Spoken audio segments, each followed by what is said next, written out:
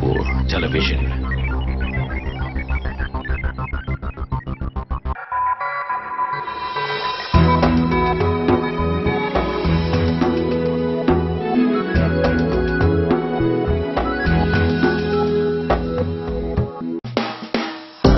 Brought to you by Dabur Special Jasmine Hair Oil. Make har ek din special.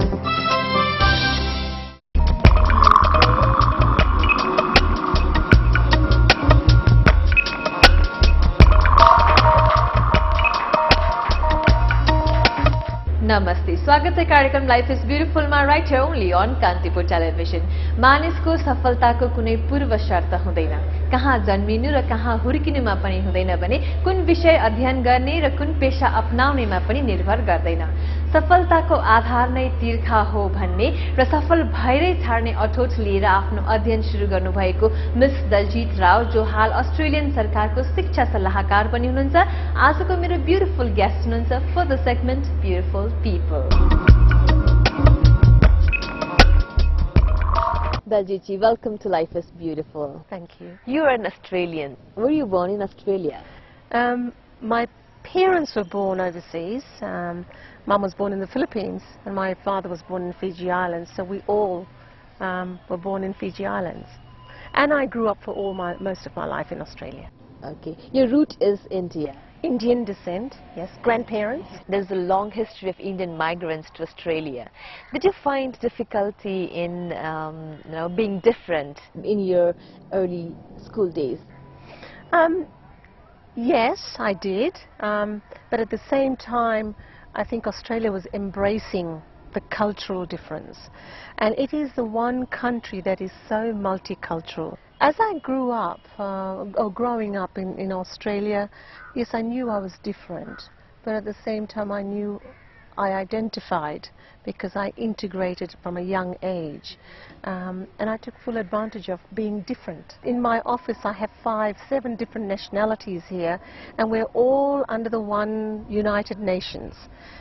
It's a country that is very well balanced. There's no tension of racial tensions or prejudice.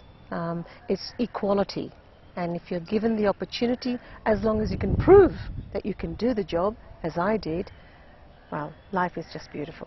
Now you are a renowned educationist. At the same time, you are very familiar with the education system of South Asia. What makes Australian education different from other Asian countries, let's say Nepal? The level of skills, the technology that's associated with that, the form, the methodology of how we deliver the program is very different from how it's delivered in the subcontinent.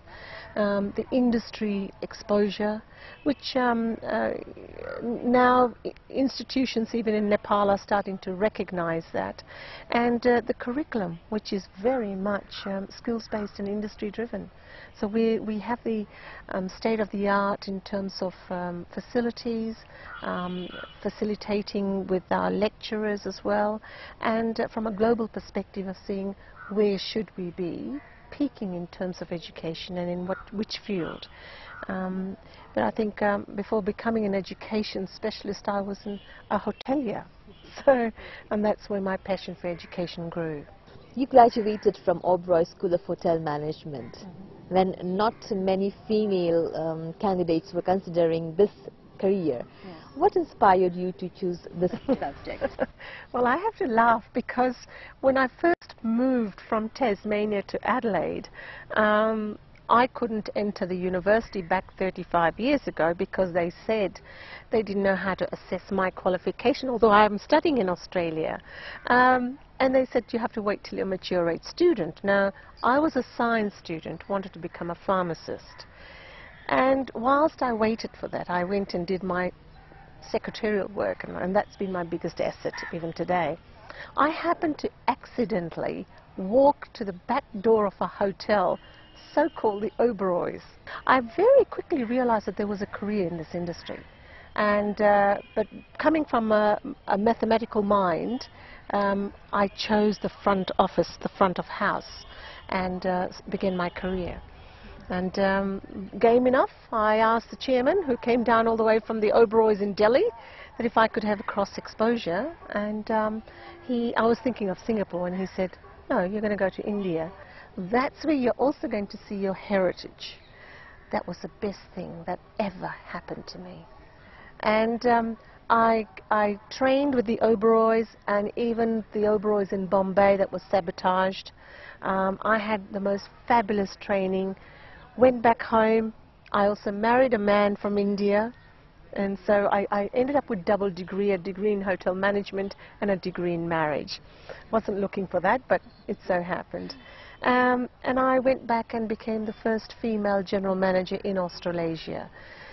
That is where my father realized that there is a career and it's a professional industry. And he was always very encouraging, my parents were. And I went on to greater heights, used my influence of my Indian background and heritage, sounding like an Australian, and gender, using the fact that I'm a female and the first female in the hotel industry. Is the hospitality industry more difficult for female? Not at all. I think the culture is changing. I mean, the time when I first started in the hotel industry, yes, it was different.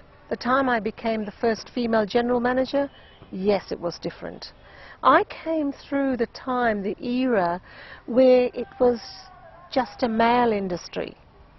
And one fine day I sat across the table with all the general managers, and there was a GM's forum, and I said to myself, I'm going to be the chair one day. Within 2 years, I took chairman of that particular board. The young generation should dream big.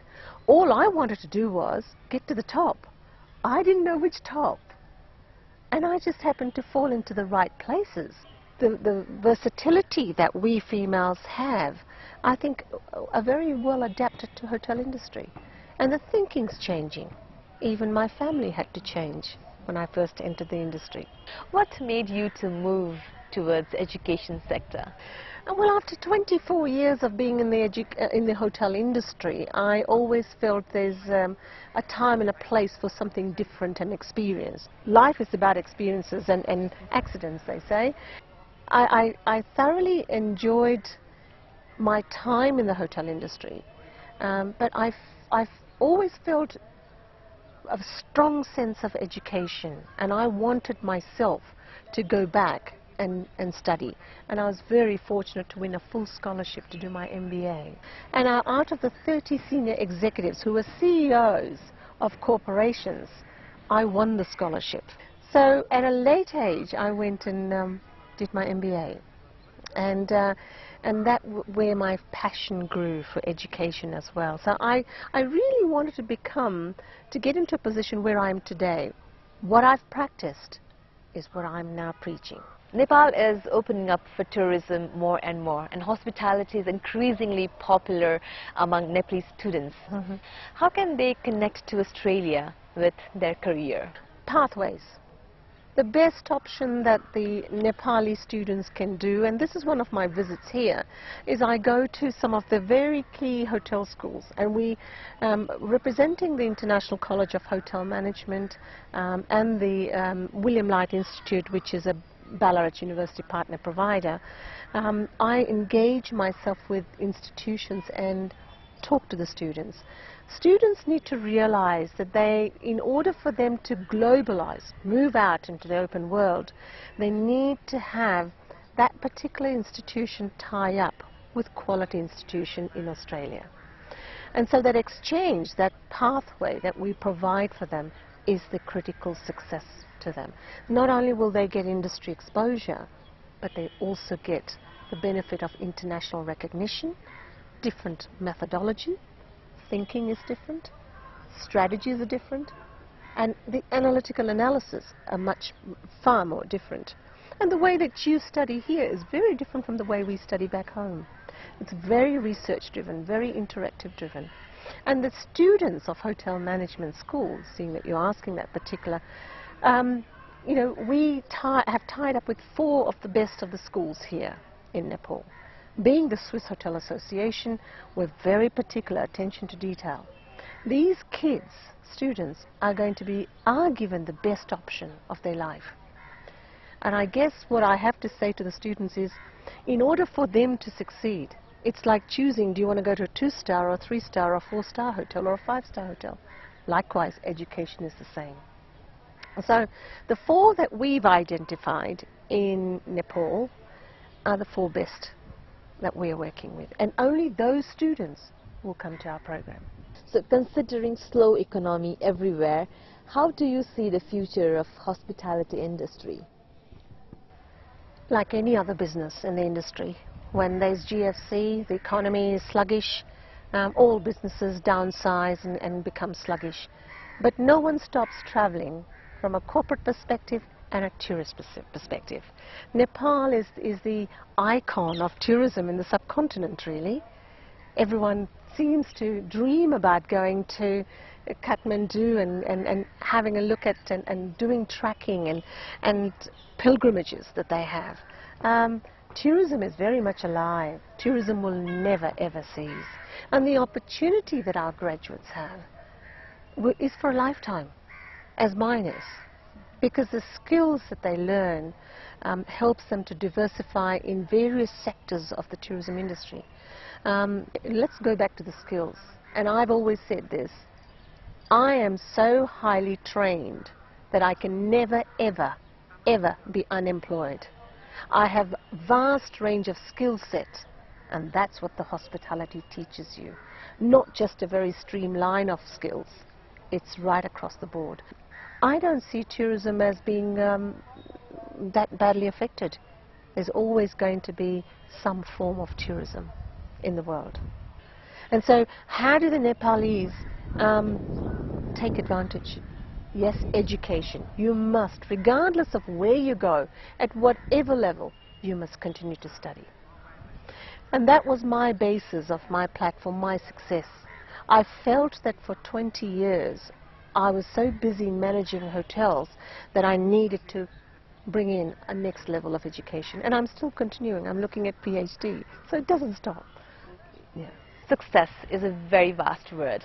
What do you prescribe for, Nepalese youths who want to blossom in this service industry? Dream big. And as I did, all I knew is I wanted to get to the top. I didn't know which top. Be positive. Don't be disheartened. It is a wonderful industry. Industry that really brings out the personality in you. It's an industry that I've had a fantastic career. I have not just blossomed in the industry, but beyond that realms, where I've been sitting on boards and chairing boards, working with my Australian government in various aspects of not just tourism, but education as well. And I've been very fortunate.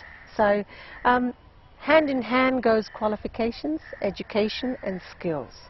And that's something that if the student also looks at the same thing, education never ceases. You must continue to learn, and even I could learn from you today. So if you have the right attitude, of a learning attitude, you'll do very well in the service sector.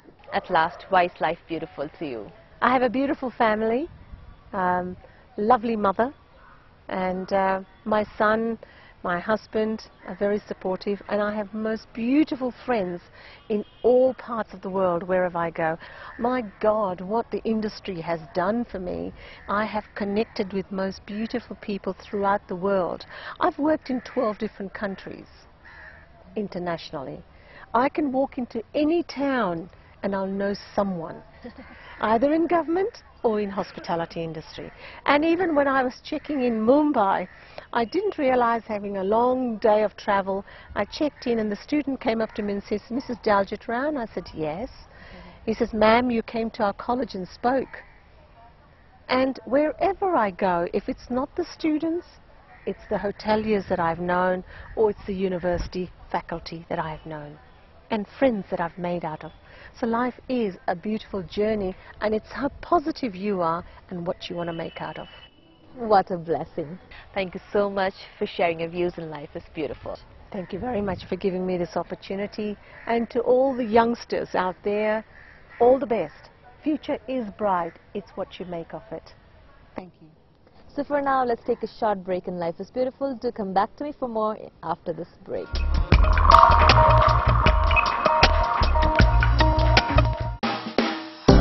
Brought to you by Dabur Special Jasmine Hair Oil. Make har ek din special.